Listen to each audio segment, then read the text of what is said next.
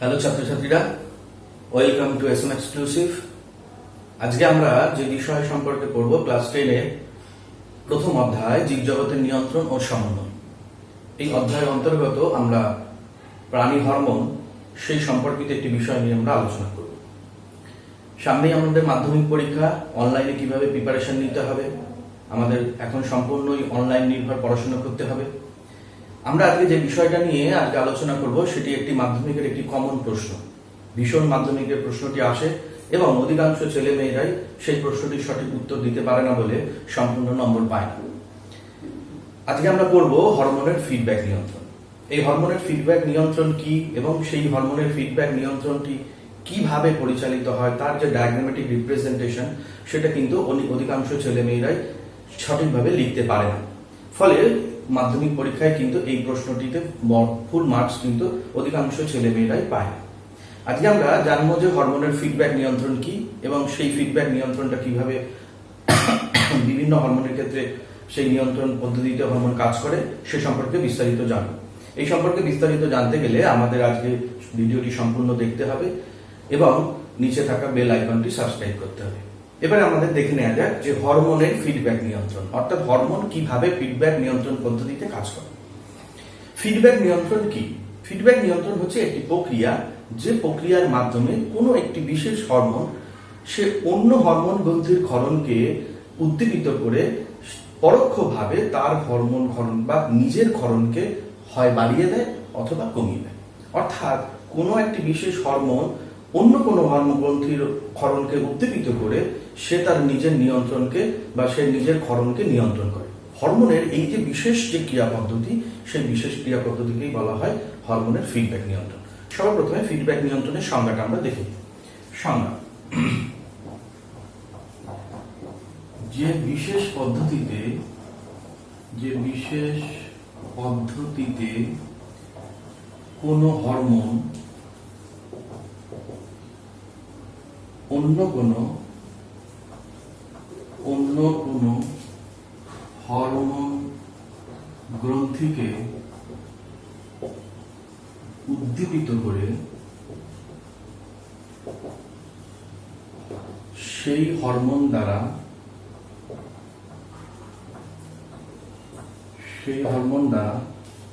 নিজের ক্ষরণকে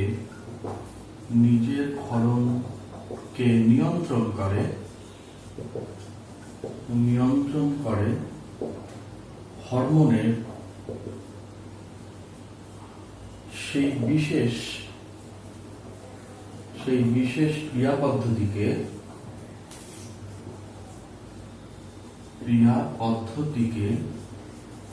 ফিডব্যাক নিয়ন্ত্রণ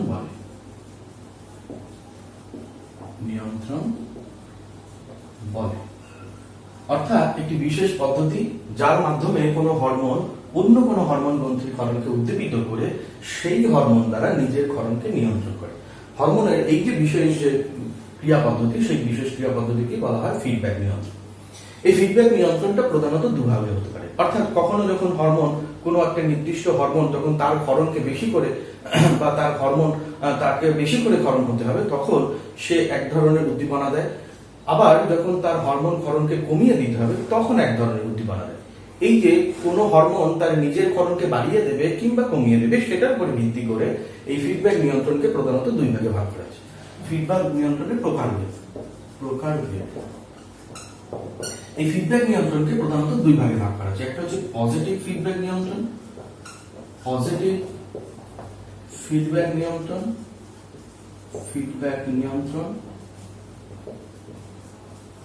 আরেকটি হচ্ছে নেগেটিভ ফিডব্যাক নিয়ন্ত্রণ।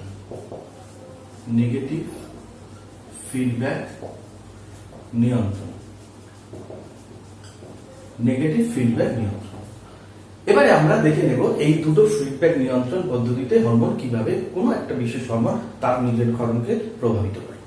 সবার প্রথমে দেখে নেওয়া যাক পজিটিভ ফিডব্যাক নিয়ন্ত্রণ। পজিটিভ ফিডব্যাক নিয়ন্ত্রণ কি? যে একটি হরমোন যখন কোনো বিশেষ প্রক্রিয়ার মাধ্যমে অন্য কোনো হরমোন গ্রন্থির ক্ষরণকে উদ্দীপিত করে নিজের ক্ষরণকে বাড়িয়ে দেয়। সবাই জানি যে আমাদের থাইরয়েড গ্রন্থি থেকে থাইরক্সিন বলে একটি হরমোন খরিত হয়। এই থাইরক্সিন হরমোন ক্ষরণে উদ্দীপনা দান করে আমাদের পিটুইটারি গ্রন্থি থেকে নিঃসৃত একটি বিশেষ হরমোন, যাকে বলা হয় TSH, অর্থাৎ থাইরয়েড স্টিমুলেটিং হরমোন। এবার যদি কোনো কারণে দেহে থাইরয়েড গ্রন্থি থেকে নিঃসৃত থাইরক্সিন হরমোন পরিমাণ কমে যায় বা ক্ষরণের পরিমাণ কমে যায়, স্বাভাবিকের তুলনায় যদি কম ক্ষরণ হয়, তখন এই থাইরক্সিন হরমোন পিটুইটারি এবং হাইপোথ্যালামাস, পিটুইটারি গ্রন্থি এবং হাইপোথ্যালামাস এই গ্রন্থি দুটোকে উদ্দীপিত করে বা পজিটিভ একটা উদ্দীপনা দেয়। সেই উদ্দীপনা দেবার ফলে হাইপোথ্যালামাস থেকে TRH অর্থাৎ থাইরয়েড রিলিজিং হরমোন বা থাইরয়েড রিলিজিং ফ্যাক্টর TRF বলে একটি হরমোন ক্ষরণকে বা একটি পদার্থকে উদ্দীপনা দেয়। সেই হরমোনটি পিটুইটারিতে এসে কি করে, পিটুইটারিতে এসে থাইরয়েড স্টিমুলেটিং হরমোন বা TSH হরমোন ক্ষরণকে বাড়িয়ে দেয়। ফলে সেই TSH হরমোন এসে আবার থাইরয়েড গ্রন্থিকে উদ্দীপিত করে এবং সেখান থেকে আবার থাইরক্সিনের পরিমাণ বা থাইরক্সিন হরমোন ক্ষরণের পরিমাণ বৃদ্ধি পায়।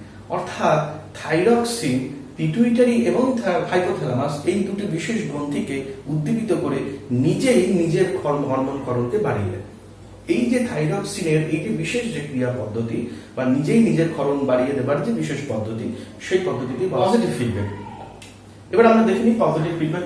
যেমন হাইপোথ্যালামাস,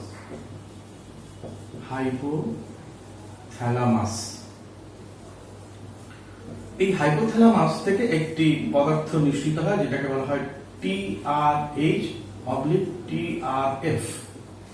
এটি পিটুইটারি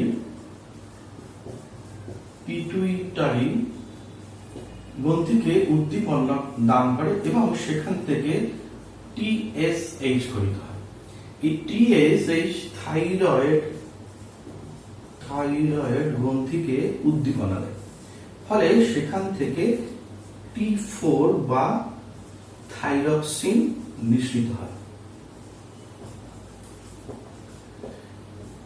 এবার এই থাইরক্সিন যদি কম ক্ষরণ হয়, তখন এই থাইরক্সিন কি করে, এই থাইরক্সিন পিটুইটারিকে উদ্দীপনা দান করে।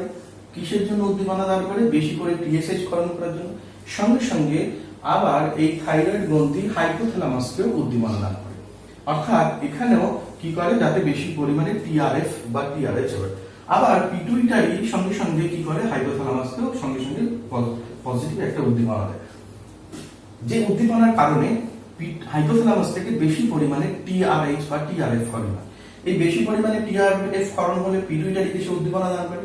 পিটুইটারি তখন বেশি পরিমাণে TSH নির্গমন করে এবং সেই TSH এসে থাইরয়েড গ্রন্থি থেকে প্রচুর পরিমাণে থাইরক্সিন হরমোন ক্ষরণকে বাড়িয়ে দেয়। অর্থাৎ এই থাইরক্সিন হরমোন নিজে নিজে পিটুইটারি এবং হাইপোথ্যালামাসকে উদ্দীপনা দান করে নিজেই নিজের হরমোন ক্ষরণকে বাড়িয়ে দিচ্ছে। হরমোনের এই যে বিশেষ ক্রিয়া পদ্ধতিকে বলা হয় পজিটিভ ফিডব্যাক নিয়ন্ত্রণ। পজিটিভ ফিডব্যাক নিয়ন্ত্রণ। পজিটিভ ফিডব্যাক নিয়ন্ত্রণ। তাহলে এটা আমরা দেখলাম পজিটিভ ফিডব্যাক নিয়ন্ত্রণটি কিভাবে সম্পন্ন হয়। অর্থাৎ থাইরক্সিন পিটুইটারি এবং হাইপোথ্যালামাস উভয়কে পজিটিভ উদ্দীপনা দান করে। সে কি করে, TRH বা TRF নিঃসরণের উদ্দীপনা দান করে এবং TSH ক্ষরণের উদ্দীপনা দান করে। ফলে সেই TSH এসে কি করে, থাইরয়েড গ্রন্থি থেকে বেশি পরিমাণে থাইরক্সিন ক্ষরণ করতে থাকে। এই যে হরমোনের পদ্ধতি, এটাকে আমরা বলি পজিটিভ ফিডব্যাক পদ্ধতি। এবার আমরা দেখে নেব নেগেটিভ ফিডব্যাক পদ্ধতি।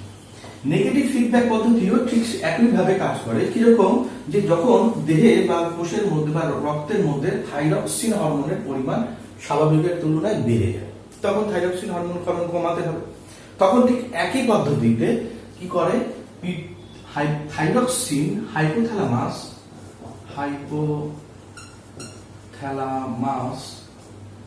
এই হাইপোথ্যালামাস থেকে নির্গত TRH বা TRF সেখান থেকে সে পিটুইটারি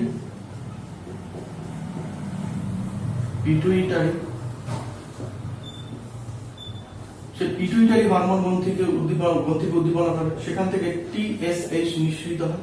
TSH এসে থাইরয়েড গ্রন্থিকে উদ্দীপনা দান করে। থাইরয়েড গ্রন্থি থেকে তখন থাইরক্সিন হরমোন বা T4 নিঃসৃত হয়। এবার যদি এই থাইরক্সিন বা T4 এর পরিমাণ বেড়ে যায় রক্তে, তখন সেই T4 গিয়ে কি করে, পিটুইটারিকে বাধা দান করে এবং সঙ্গে সঙ্গে হাইপোথ্যালামাসকেও বাধা দান করে। বাধা দান করার ফলে কি হয়, এই টিআরএইচ এবং টিএসএইচ এর পরিমাণ কমে যায়। এর পরিমাণ কমে যাওয়ার সঙ্গে সঙ্গে যখন এই টিআরএইচ এর পরিমাণ কমে যায়, সঙ্গে সঙ্গে পিটুইটারি থেকে টিএসএইচ এর ক্ষরণ কমে যায়।